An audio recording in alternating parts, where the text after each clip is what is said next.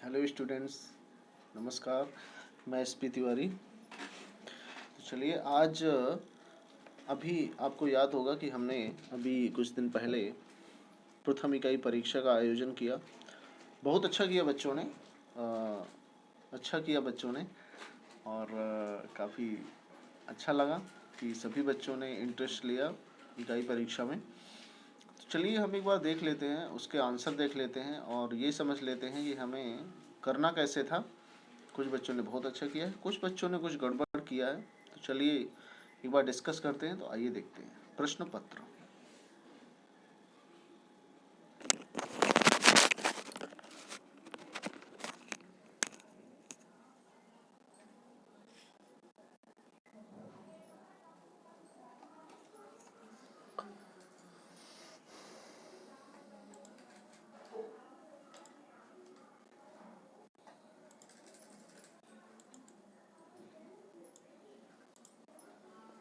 तो प्रथम इकाई परीक्षा कक्षा चौथी, विषय हिंदी। तो सबसे पहले ध्यान देने वाली बात यह है कि आप ध्यान रखें कि प्रथम कैसे लिखा जाता है, इकाई कैसे लिखा जाता है, परीक्षा कैसे लिखा जाता है, विशेष ध्यान रखेंगे। चौथी कैसे लिखा जाता है, अब आगे देखिए।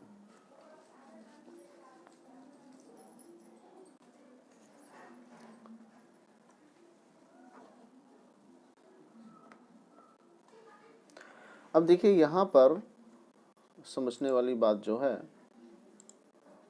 यह कि प्रथम इकाई परीक्षा 2020-21 विषय हिंदी, पूर्णांक का मतलब होता है मैक्सिमम मार्क्स, अधिकतम अंक जिसे हम कहते हैं पूर्णांक। समय था 50 मिनट का। आइए देख लेते हैं आवश्यक निर्देश क्या थे। तो आवश्यक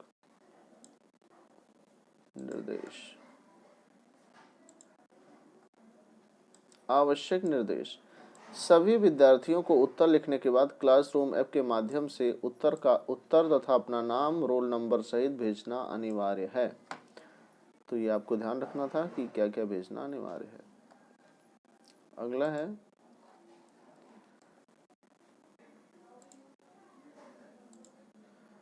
सत्य और ईमानदारी का पालन करते हुए कोई भी विद्यार्थी चीटिंग नहीं करेगा। तो मेरे कहने का मतलब ये है कि ये जितने भी पॉइंट्स हैं ये ज़रूर पढ़ना चाहिए आपको, क्योंकि ये आवश्यक निर्देश जो होते हैं ये बहुत आवश्यक होते हैं। हमें ज़रूर ध्यानपूर्वक पढ़ना चाहिए कि इनमें क्या क्या बातें कही गई हैं। ठीक है, तो आइए सीधे प्रश्न पर चलते हैं हम। अब ये देखिए, पहला प्रश्न है कि उल्टा पुल्टा कविता की रचयिता कौन है। उल्टा पुल्टा कविता की रचयिता कौन है, इसके ऑप्शन देख लेते हैं।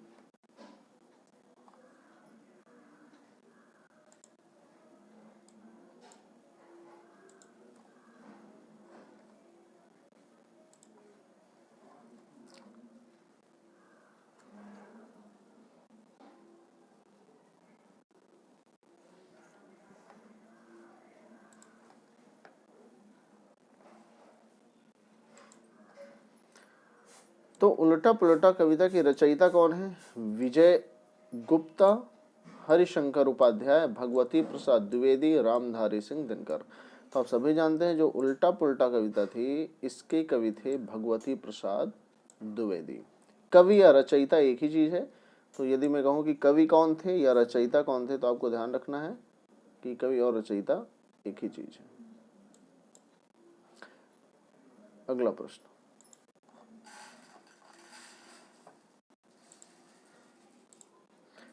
कैसे व्यक्ति पछताते हैं? जो तुरंत संभल जाते हैं, जो देर से संभलते हैं, जो सदा मुस्कुराते हैं, जो हिम्मत खो देते हैं। तो कैसे व्यक्ति पछताते हैं? पछताते हैं जो तुरंत संभल जाते हैं वो तो नहीं पछताते, जो देर से संभल जाते हैं वो भी पछताते नहीं, क्योंकि चलो किसी न किसी तरह तो काम बन ही गया। जो सदा मुस्कुराते हैं वो तो पछताते हैं ही नहीं। जो हिम्मत खो देते हैं, जिनमें हिम्मत नहीं रह जाती, वो हमेशा पछताते हैं। तो इसका उत्तर हो जाएगा चौथा, जो हिम्मत खो देते हैं। अगला प्रश्न देखिए,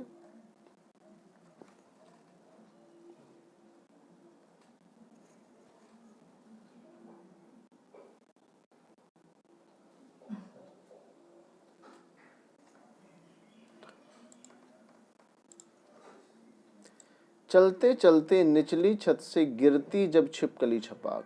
इस पंक्ति में युग्म शब्द है। पूछ रहा है कि इस पंक्ति में युग्म शब्द क्या है। तो आप सभी जानते हैं युग्म शब्द क्या होता है, जिनमें एक योजक चिन्ह होता है, जैसे हम योजक, और वो दो शब्दों के बीच में लगा होता है ना। तो जो भी ये योजक चिन्ह आपको दिख जाए वही युग्म शब्द। युग्म का मतलब क्या होता है, जोड़े वाले शब्द, मैंने आपको बताया था। तो जोड़ा वाला शब्द क्या है इसमें, ये देखिए, चलते चलते।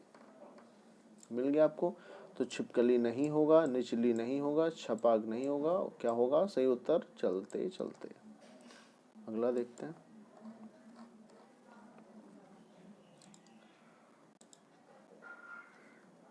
निम्नलिखित में से नुक्ता वाला शब्द पहचानिए।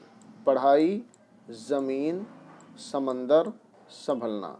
मैंने कहा था कि एक बात ध्यान रखेंगे कि नुक्ता किन किन शब्दों में लगता है। तो मैंने बताया था जा वाले शब्द जो होते हैं और फा वाले शब्द जो होते हैं, इन इन इनके नीचे ये इस तरह से नुक्ता लगता है, जिससे अर्थ बदल जाता है। तो ध्यान रखेंगे जा और फा पर ही नुक्ता लगता है, खा में भी लगता है लेकिन उसकी मान्यता भी नहीं है।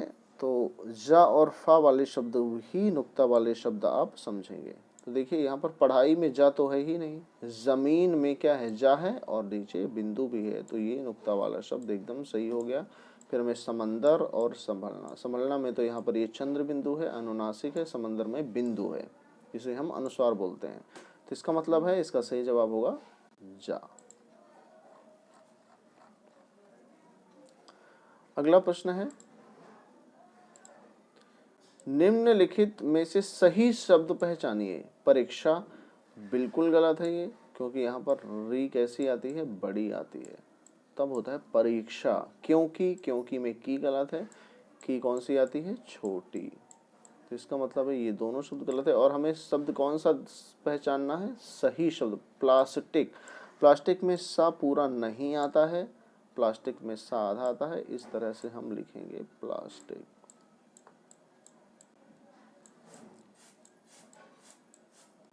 ये एक सेकंड,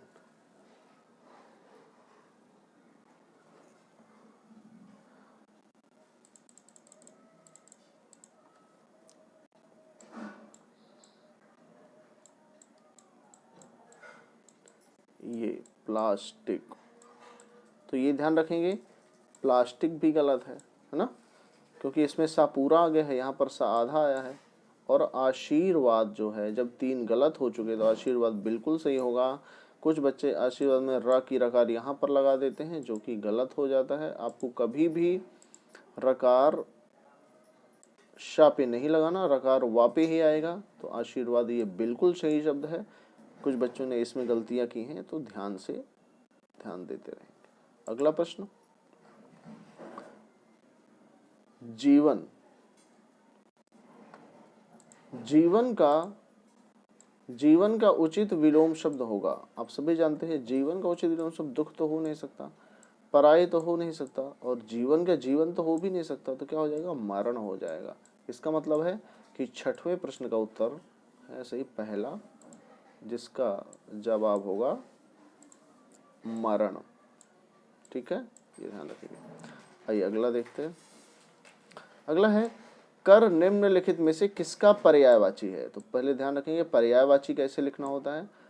कर नेत्र का पर्यायवाची नहीं है, हाथ का पर्यायवाची ही है कर। तो ध्यान रखेंगे पैर का भी पर्यायवाची नहीं, और आंख का भी पर्यायवाची नहीं है। तो ये जो है सातवें प्रश्न का उत्तर हो जाएगा हाथ। कर का पर्यायवाची होता है हाथ। अगला देखिए,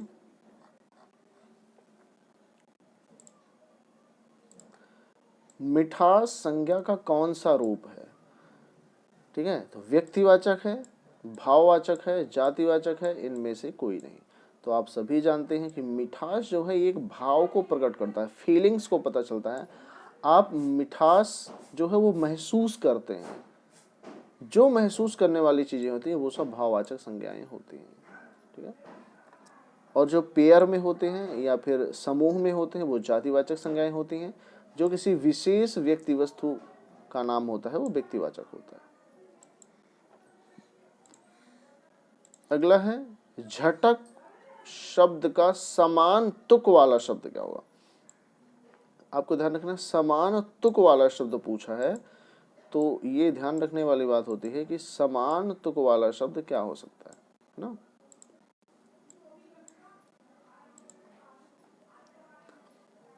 डाली, चल, जब, मटक। तो समान, जैसे ये शब्द है, जब समान तुक वाले शब्द की बात है तो आपको समझ लेना है कि इसी से मिलता जुलता शब्द, तो हो जाएगा मटक, झटक का मटक।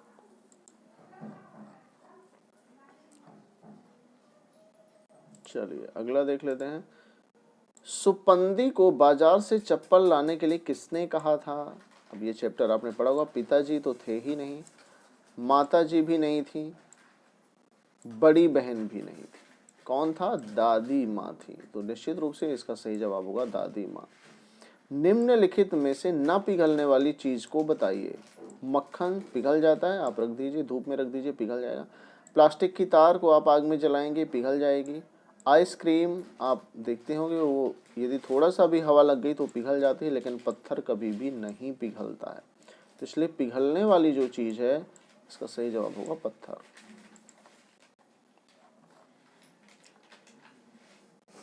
अगला प्रश्न, निम्नलिखित में से गलत शब्द पहचानिए। हिम्मत, सुपंदी, तुरत, शीर्षक। निश्चित रूप से हिम्मत एकदम सही लिखा हुआ है, सुपंदी भी सही लिखा हुआ है, शीर्षक भी सही लिखा हुआ है, लेकिन तुरत शब्द नहीं होता, क्या होता है? तुरंत शब्द होता है।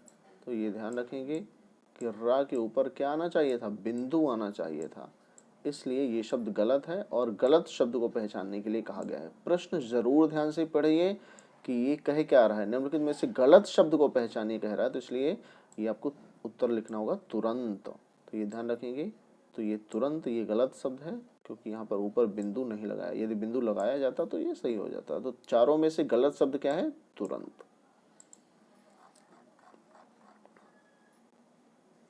देखिए यहाँ पे फैलती चप्पलें कहानी में निम्नलिखित में से कौन सी चीज नहीं आई? पैसे भी आए हैं, दादी माँ ने पैसे दिए थे सुपंदी को। तवा भी आया है जिसमें उसने चप्पलें छोटी करने के लिए रखी थी, और चप्पल तो वो लेने गया ही था। इसका मतलब है कि कहानी में शर्ट नहीं आया। तो फैलती चप्पलें पाठ में शर्ट की कोई भी बात नहीं की गई। अब एक जो महत्वपूर्ण बात है, आप किसी भी प्रश्न को ध्यानपूर्वक जरूर पढ़ा कीजिए। कुछ बच्चों ने गलतियां की हैं, जैसे प्रश्न नंबर 14 में देखें, निम्नलिखित विषयों में से किसी एक विषय पर 60 शब्दों में अपने विचार लिखिए। एक ही विषय पर लिखने था, कुछ बच्चों ने तीनों विषय पर दो दो लाइन लिख दिया है। तो ये ध्यान रखेंगे, तीनों विषय पर दो दो लाइन नहीं लिखना था, केवल एक ही विषय पर आपको लिखना था। कोरोना महामारी, लॉकडाउन के दौरान नया अनुभव, या मेरा मुस्कुराता बचपन। तीनों में से एक लिखना था। और कुछ बच्चों ने बहुत अच्छा किया है, कुछ बच्चों ने गड़बड़ भी किया है, पर कोई बात नहीं, कोशिश करने वालों की हार नहीं होती। हम जरूर एक दिन अच्छा और शुद्ध लिखना सीखेंगे, हमें कोई भी हरा नहीं सकता। तो 60 शब्द में लिखना थे, ये आप जरूर समझ सकते हैं। चलिए अगला प्रश्न देख लेते हैं। लिखा हुआ है कि निम्नलिखित काव्य पंक्तियों को पढ़कर प्रश्नों के उत्तर लिखिए। 3 अंक का था ये। तो पढ़ना है काव्य पंक्तियां, फिर इसके उत्तर देना है। तो आइए देखते हैं। ऊपर की डाली से बंदर जब आ गिरता है नीचे, झटपट पकड़ दूसरी डाली, हंसता है आंखें मीचे। चींटी गिरती, मकड़े गिरते, गिरगिट गिरते और संभलते, गिरने पर वे साहस खोकर कभी ना अपनी आंखें मलते। अब कह रहा है कौन कौन से जीव गिरते और संभलते हैं। तो देखिए जितने भी जीवों के नाम इसमें आए हैं वो सभी आपको लिखना था। तो पहले आया बंदर। बंदर क्या करता है? जब दूसरी डाली से दूसरी डाली में कूदता है, तो कूदते समय वो कभी कभी डाली छूट भी जाती है, तो वो नीचे गिरने की बजाय संभल जाता है। तो बंदर गिरकर क्या करता है? संभलता है, तो बंदर आ गया। इसके बाद चींटी गिरती है, बार बार दीवार में चढ़ती है, लेकिन एक दिन चढ़ जाती है। इसी तरह से मकड़ियाँ गिरती हैं, चढ़ जाती हैं, और गिरगिट। ये इतने जीवों के नाम आए हैं जो गिरते हैं और संभलते हैं। तो आपको लिखना था बंदर, चींटी, मकड़े और गिरगिट गिरते और संभलते हैं। कभी भी ऐसे प्रश्नों के उत्तर आपको अधूरे नहीं लिखने होते, पूरे सेंटेंस में लिखने होते हैं। इसलिए ध्यान रखेंगे शॉर्टकट नहीं लिखेंगे, उत्तर विस्तार से ही लिखना चाहिए। तो आपका उत्तर हो जाएगा कौन कौन से जीव गिरते और संभलते हैं, तो बंदर, चींटी, मकड़े और गिरगिट गिरते और संभलते हैं।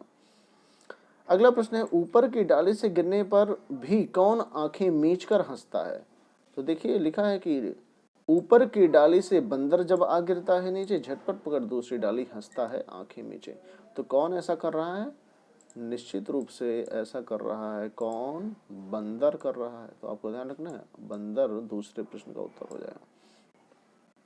अगला प्रश्न है कि निम्नलिखित उपर्युक्त पंक्तियों में क्या संदेश दिया गया है। उपर्युक्त पंक्तियों में क्या संदेश दिया गया, तो निश्चित रूप से संदेश दिया गया है कि हमें गिरने पर वे साहस खोकर कभी ना अपनी आंखें मनते। जब छोटे छोटे जीव गिरकर संभल सकते हैं और कभी भी रोते नहीं हैं अपने समस्याओं पर, अपने कष्टों पर, तो हमें भी साहस रखना चाहिए, कभी भी घबराना नहीं चाहिए, चिंतित नहीं होना चाहिए, जुटकर मन से सामना करना चाहिए। तो हमारे लिए कोई भी समस्या बड़ी समस्या नहीं बनेगी। तो चलिए छात्रों, ये था हमारा क्वेश्चन पेपर जिसको हमने डिस्कस किया।